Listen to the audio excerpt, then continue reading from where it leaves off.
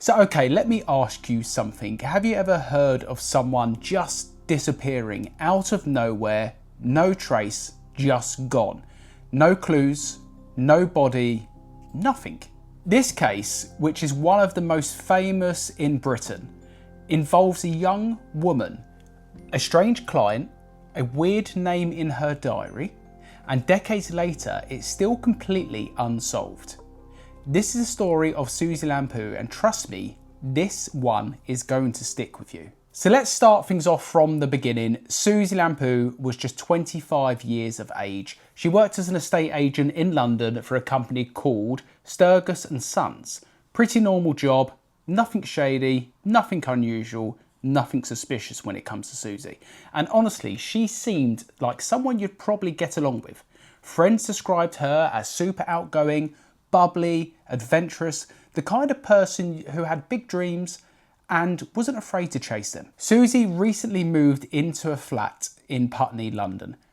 She had a ton of friends, very active lifestyle, loved her sport, and her social life was described as very active as well.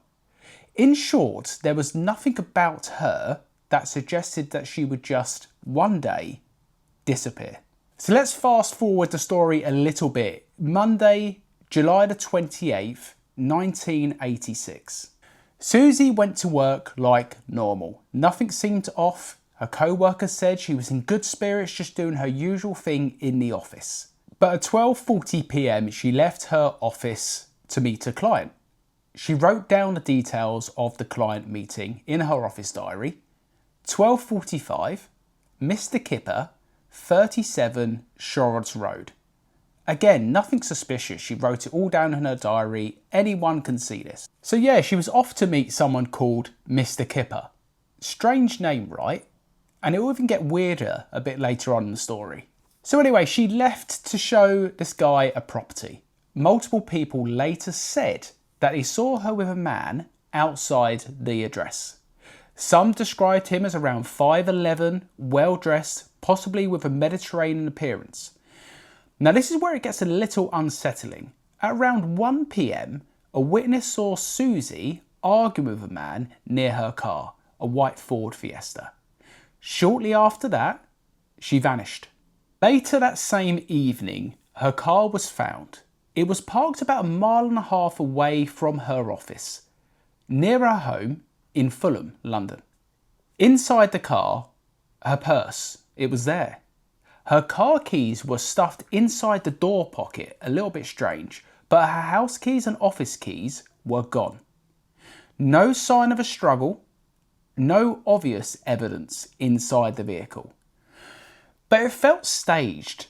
It felt like someone had deliberately left the car there, and naturally police were immediately concerned. This wasn't someone who just run off and forgotten to call in. It was clear from the beginning that something bad had happened. But what was that bad? What had happened to Suzy? The search that followed was massive.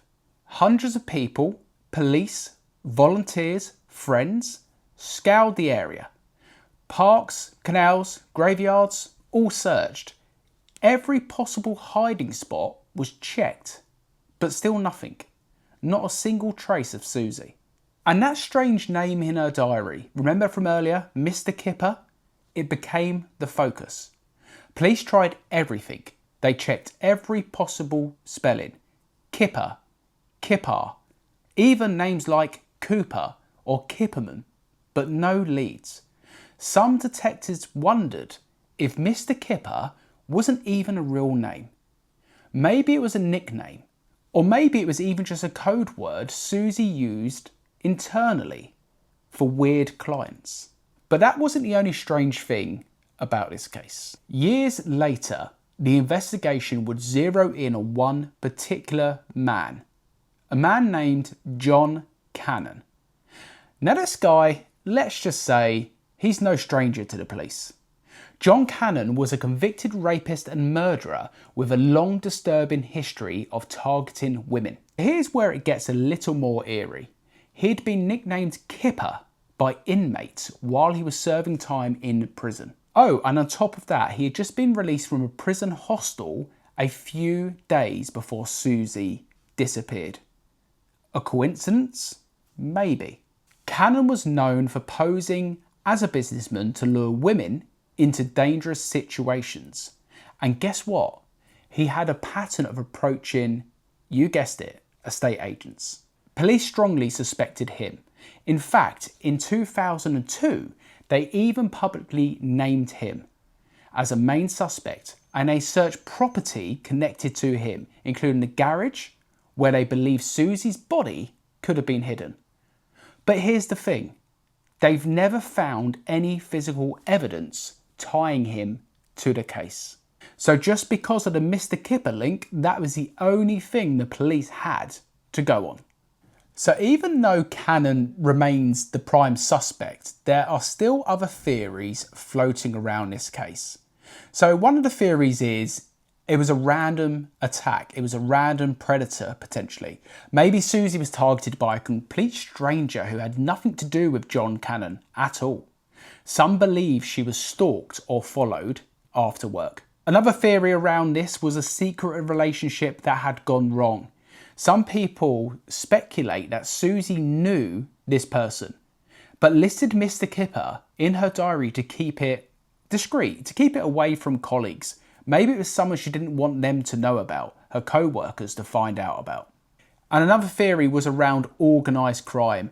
This one's a little bit out there, but there is a few theories going around that suggest there might have been organised crime involved, perhaps a real estate scam or a larger trafficking network.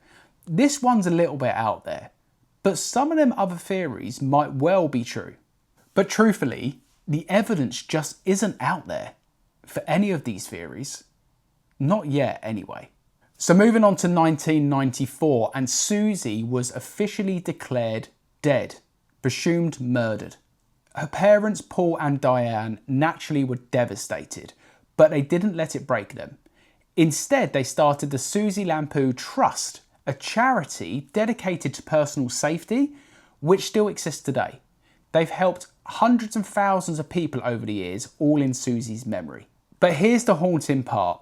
Despite multiple investigations, hundreds of hours of high-profile police searches, no trace of Suzy has ever been found. Nothing. Her body remains missing, even though they have declared her as dead. No body has ever been found. So in November 2024, John Cannan died in HMP Sutton prison. Has he taken this murder to his grave? Will we ever find out the truth with regards to whether he was innocent or guilty? So here we are, almost 40 years later, and we're still left asking, what really happened to Suzy Lamplugh? Was it John Cannan? Was it someone completely off the police's radar? Or was there something else going on entirely? This case sends chills down my spine, and I'd love to hear what you think about this. Drop your theories in the comments. Do you think John Cannan was involved?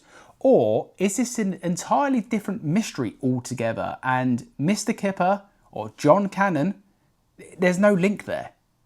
And hey, if you enjoyed this deep dive and want more unsolved cases, please go and hit that subscribe button. I've got new stories coming every single week. Thanks for watching, stay safe, and I'll see you in the next case.